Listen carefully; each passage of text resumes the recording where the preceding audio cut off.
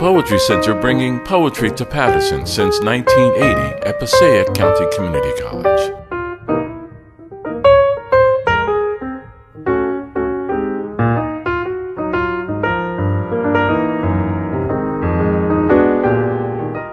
Mark Doty's Fire to Fire, New and Selected Poems won the National Book Award for Poetry in 2008.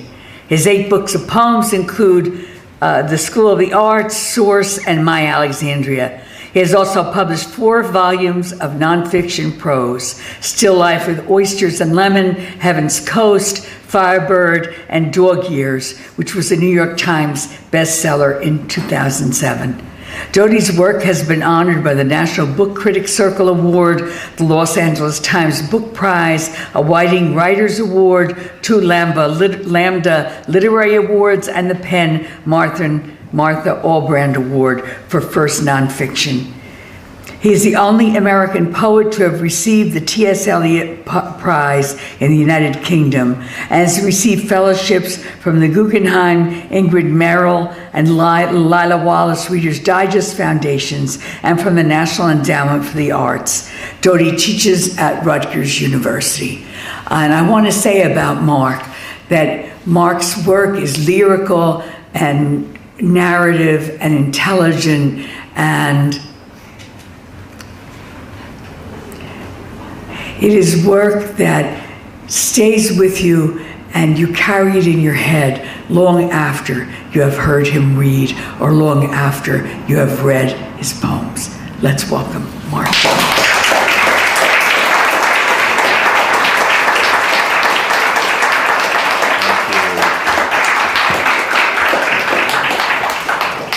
It's nice to be back here, and always more than a pleasure to read with Marie, who reminds me again and again, that where there are great poems, there is great humanity. Those two things are never far apart. And talking about great humanity, I will second what Marie said about Maria, who reminds me that, we think of cultural institutions, operas and ballets and museums and poetry series as things that go on without us, that have a life of their own. And the fact is that culture has to get made sort of every day, over and over again, in the face of the budget cuts and the no money and the being ignored and this problem and that problem. And culture persists because somebody loves it, and because they love it so much they put their shoulder to the wheel. As Allen Ginsberg says, you put your queer shoulder to the wheel and you make it happen. So, thank you. Bravo.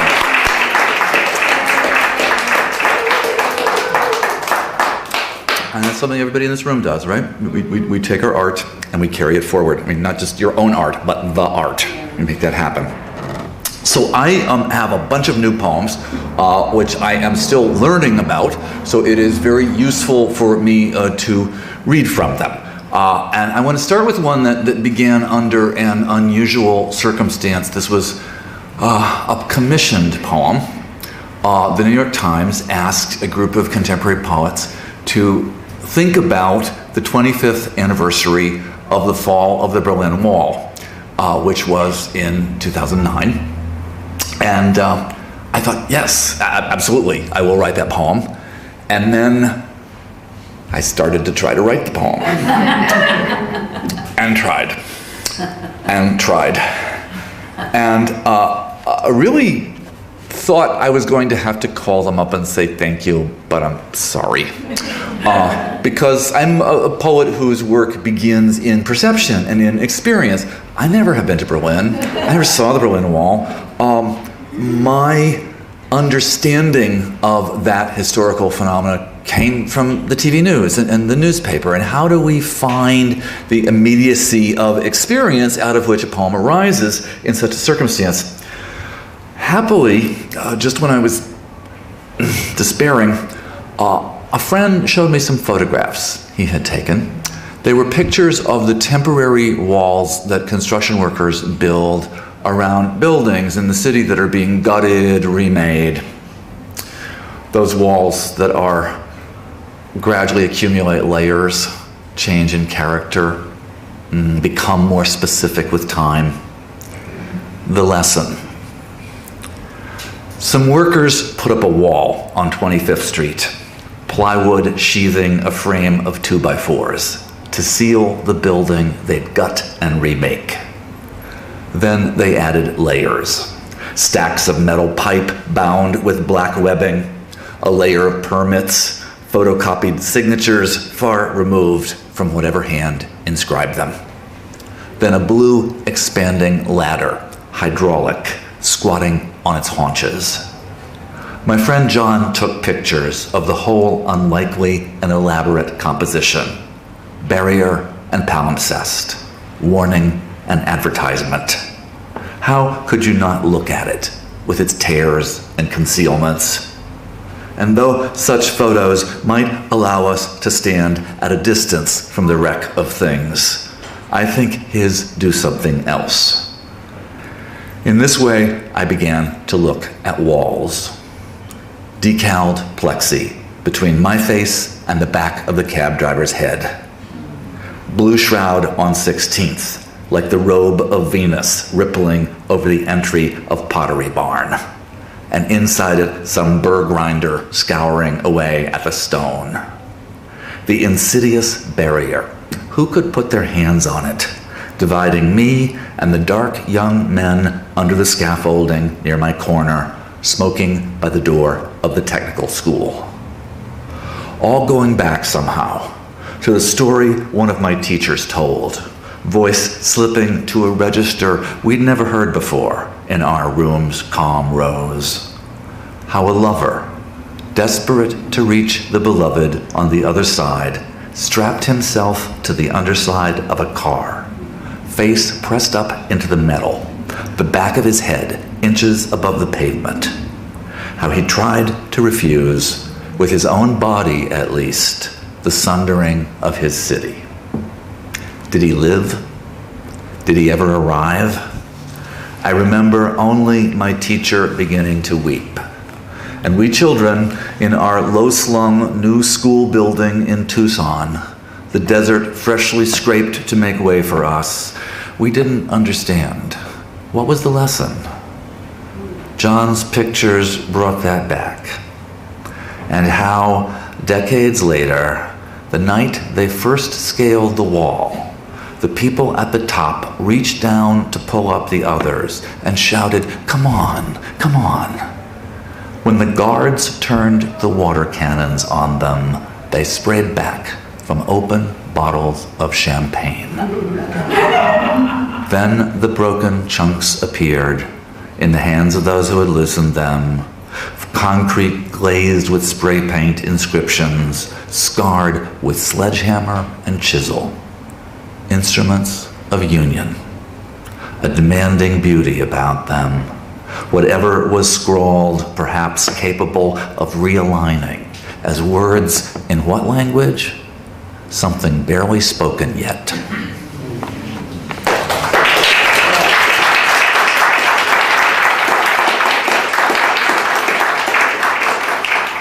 There's the most amazing film of those days, and there are, while the guards are at the top of the wall, what remains of it, with their hoses, the West Berliners are at the bottom with the champagne bottles. What a statement of power.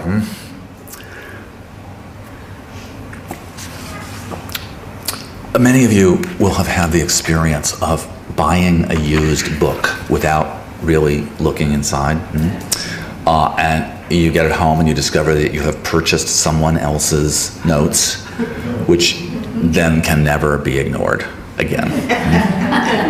This happened to me, I am truly sorry to report, with a copy of Leaves of Grass. And I was on the way to teach a poetry workshop, and I wanted the particular section, it's section 6 of Song of Myself, which begins, "A child said, 'What is the grass?' fetching it to me with full hands. How could I answer the child? I do not know what it is any more than he." What is the grass? On the margin, in the used text I've purchased without opening, pale, green, dutiful vessel, some unconvinced student has written in a clear, looping hand, "Isn't it grass?"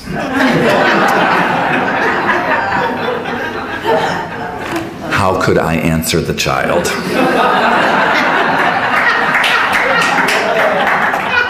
I do not exaggerate. I think of her question for years. And while first I imagine her the very type of the incurious, revealing the difference between a mind at rest and one that cannot, later I come to imagine that she had faith in language. That was the difference. She believed that the word settled things. The matter need not be looked into again. And he who'd written his book over and over, nearly ruining it, so enchanted was he by what had first compelled him. For him, the word settled nothing at all.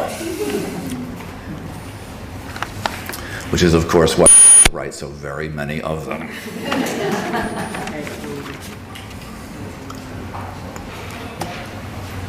Last year, on the cover of the National Geographic magazine, some of you may have seen this, there's a remarkable photograph.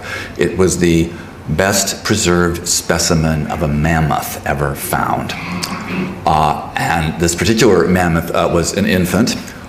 It had somehow become trapped in a mud bank in Siberia, which thawed after millennia due to climate change. And I was looking at this image, I couldn't forget about it, and I tried to describe it. And, the poem just seemed inert. It just sat there, wouldn't go anywhere. And at some point, I understood that the mammoth wanted to speak. Little mammoth. Mother's milk in my belly, and a little of her shit, too, so that I might eat of the sour green steppes that opened endlessly before me. Though not long after I slid into sunlight and the grass world, I slid again into the mud hole and screamed, and screaming sucked clay into my trunk till I lay on the bottom, my milk tusks not even sprouted, a sweet undercoat of fat ready for my first winter, and I am still 1 month old and 40,000 years without my mother.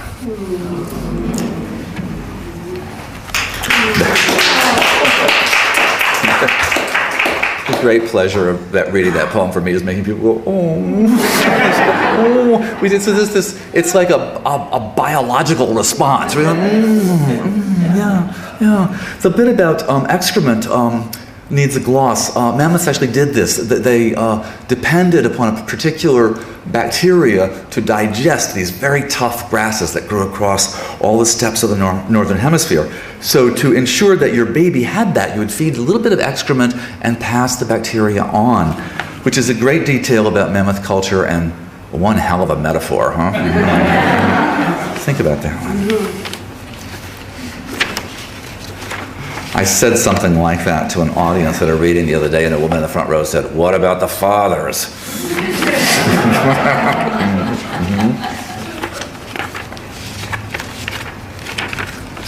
This is another small animal poem. It takes its title from a beautiful little town south of San Francisco Bay, Pescadero. The little goats like my mouth and fingers, and one stands up against the wire fence and taps on the fence board, a hoof made blacker by the dirt of the field, pushes her mouth forward to my mouth so that I can see the smallish squared seeds of her teeth and the bristle whiskers, and then she kisses me, though I know it doesn't mean kiss. Then leans her head way back, arcing her spine, goat yoga, all pleasure and greeting, and then good-natured indifference. She loves me.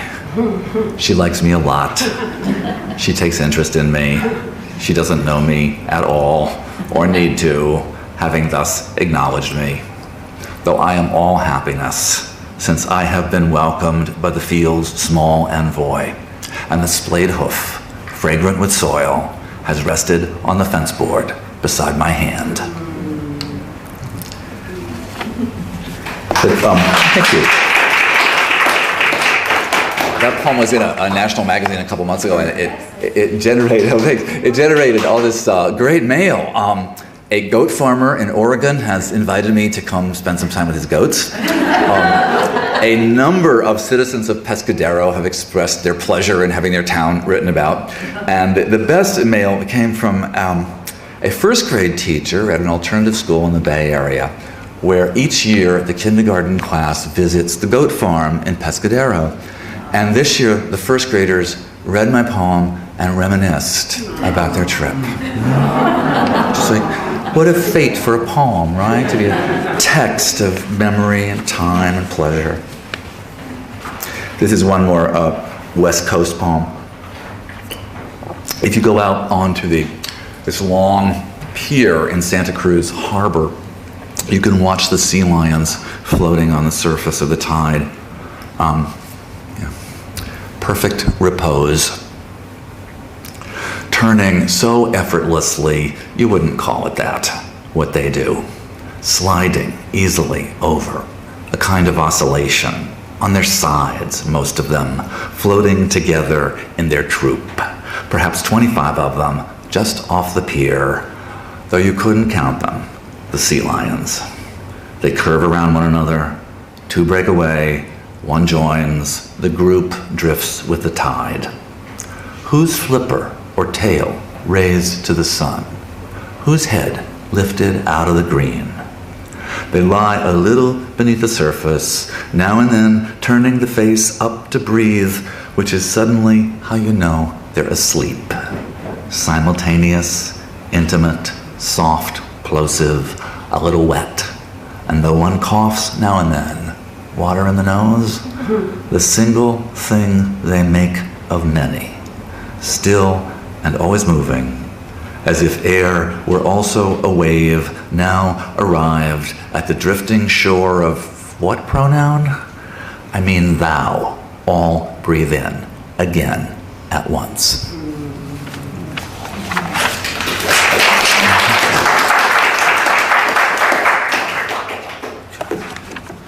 Two more poems.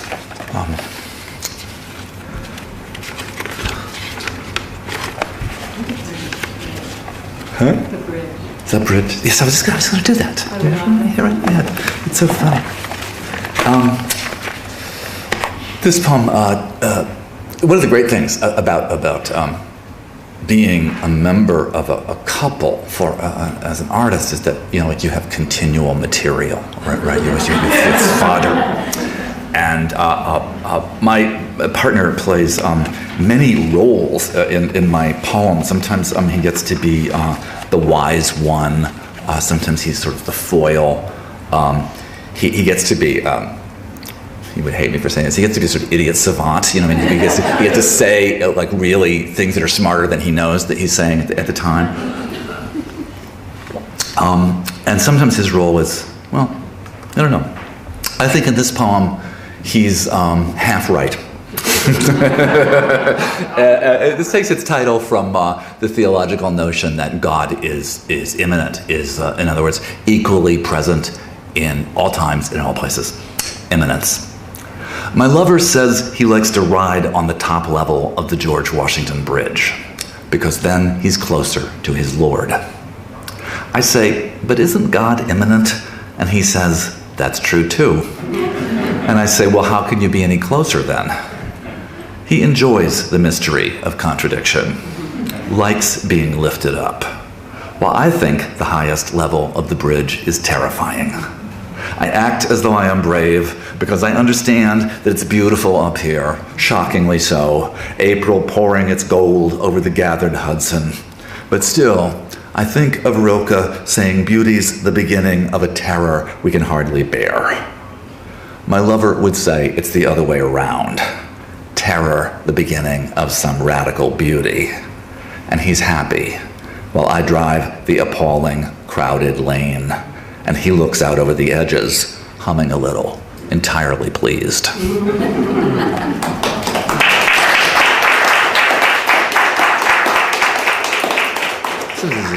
living with a person raised Catholic, you always hit up this line. He'll say something that makes no sense or is totally self-contradictory, and I'll point it out, and he'll say, but it's a mystery.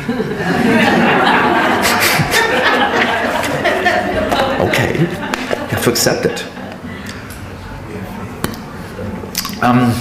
Okay, two more. Can we we'll put one in here, so we can do two more, then we're done, okay? I want to wear you out. Two more. One new, one not. This poem starts in one place, and there's a story inserted in the middle. The story inserted in the middle is borrowed from my pal Samuel Delaney, extraordinary science fiction writer and essayist, who wrote a brilliant book called Times Square Red, Times Square Blue, which is about the deracination of Times Square as the old porno theater industry, the kind of tawdry side of Times Square gets pushed out and it becomes Disneyland in Manhattan. Gates of the Temple. Brief spells over the course of months. She no longer recalled the names of her daughters and felt sure that her own mother, gone decades now, was on a train on the way, if only she knew at which station. Then, standing over the washing machine, pouring in a cup of fabric softener, gesture she knew so well the cup seemed to fill itself, fill again, she looked at her husband of all those years with a sudden shyness. Did he know then or later she had forgotten him? I would be afraid to ask. It would be terrible to ask. My friend tells a story in one of his essays, how he met a man in one of the gone movie houses in Times Square where desire played almost freely. The object of the seeker's adoration, running shoes. Or more exactly, the shoes were gates without which the temple could not be entered. My friend wanted to be kind. He'd seen the man often. So when he needed new sneakers, he said they'd never spoken. Is there a special kind you like? Stricken, his longing wrenched into too bright a light, the man could hardly. He whispered as though through a throat half closed, light blue, and he fled. So Chip bought sky blue sneakers. But do I need to tell you? The one who'd spoken was too stripped or shamed to take pleasure in what naming his desire had brought him. There's a man in the house, the woman would say to the neighbors later. I don't know, he moved in. But that afternoon, when she admired him until she had no idea how many cups of flowery blue she'd emptied into the laundry, he took the cup out of her hands and lifted her, nearly carried her into the bedroom, and though only one of them had forgotten the other, they made love with the fierce curiosity of two who have just met.